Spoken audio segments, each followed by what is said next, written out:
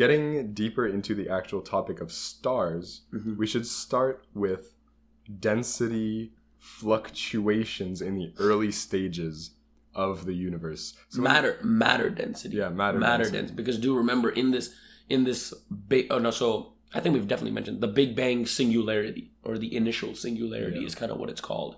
So in that initial state, well, we have no idea what actually was going down.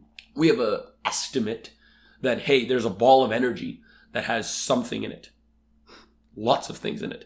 Now we know that those things are mainly categorized of matter, dark matter, and then dark energy. How and where it got in there, who knows? But that's what we kind of know from our all deductions of CMB and everything. And then from there we say, okay, well, how does this singularity, because remember, a singularity, if you think, like, even if you think of a ball of energy, you're still thinking about some kind of volume that it takes up. But this is a singularity. This is a zero-dimensional point and space doesn't even exist yet, right? So there's, you can't even imagine this. I love keep continuously talking about this. It's like a point in nothing. When you think of space, you think of nothing, but nothing is space. So technically that's, you know what I mean? So it's always a little hard to really perceive what was happening. I mean, no one really can. But the best idea that we have is that, hey, we had some, what we like to call quantum fluctuations that were happening in this singularity. Now, why? Quantum fluctuations happen everywhere. We've spoken about this, I believe, in a few other episodes, where it's basically virtual particles that can pop in and out of existence.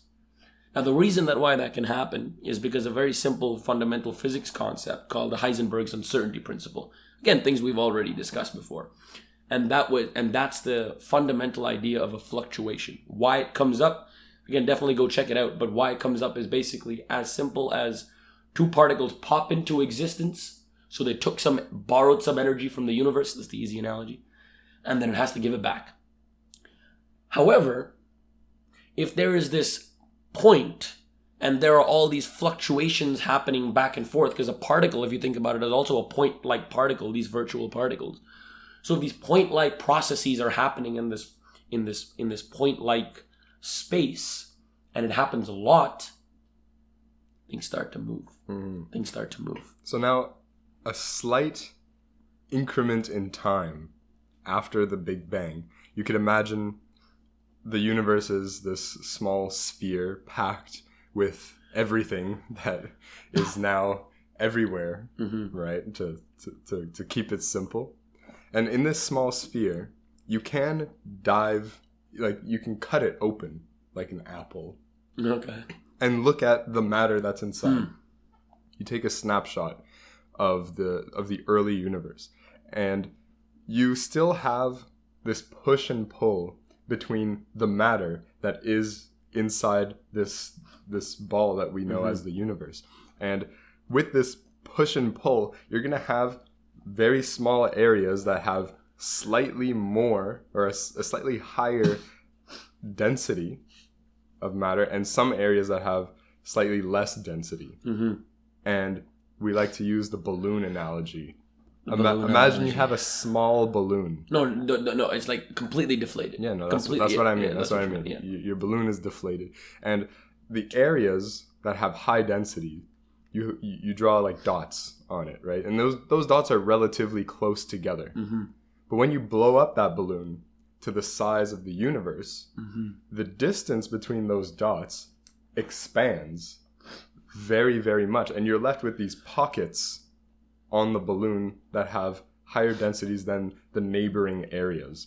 And those areas in the universe are actually where you find galaxy clusters, where galaxies are formed, and in galaxies there are stars that are formed. And so now, how do stars even get formed? So we know that when you want a star, you need mass, right? You're not going to see stars being made just where there's nothing. You need something. In the early universe, there weren't stars. There was a point where stars weren't a thing. There was just this soup of matter. And so now, fast forward, where the universe is expanding, and now you have these pockets of higher density areas in the universe. And those high density areas start off as just clouds. because the early universe, you just have, you know, protons, neutrons, electrons, which... No. Neutrons came later. Sure. For protons and electrons. Yeah. Sorry, you're right. So you have protons and electrons floating around. Eventually, those turn into hydrogen atoms. Hydrogen atoms are 1 and 1, right? Simple as that. Now you have these gas clouds. And these high density areas in the universe were due to these clouds of just helium. Oh, I keep saying helium. It's hydrogen. Of just hydrogen floating around. And at this point in time, the force of gravity, quote unquote, okay. the force of gravity has been separated, right, from the 4 fundamental forces. It was the last to separate. But now that...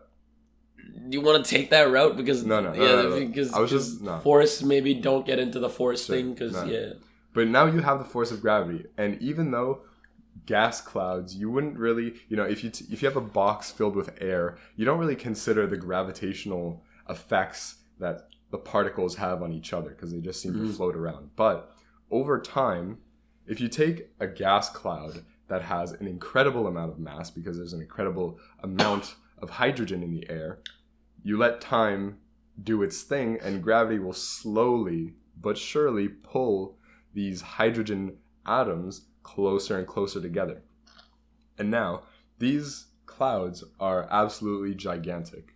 And so what happens is that these atoms that are floating in space start to get crushed closer and closer together.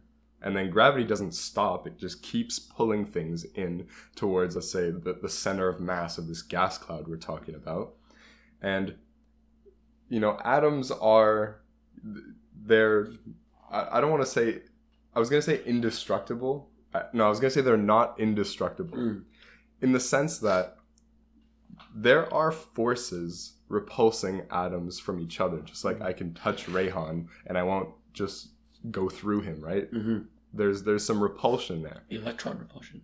Yeah. But imagine if I were to push Rayhan with such an incredible force that the literal atoms in my body start to counteract that repulsive force, and our atoms start literally touching. And what happens at that point is that we, in the case of the star, we have fusion.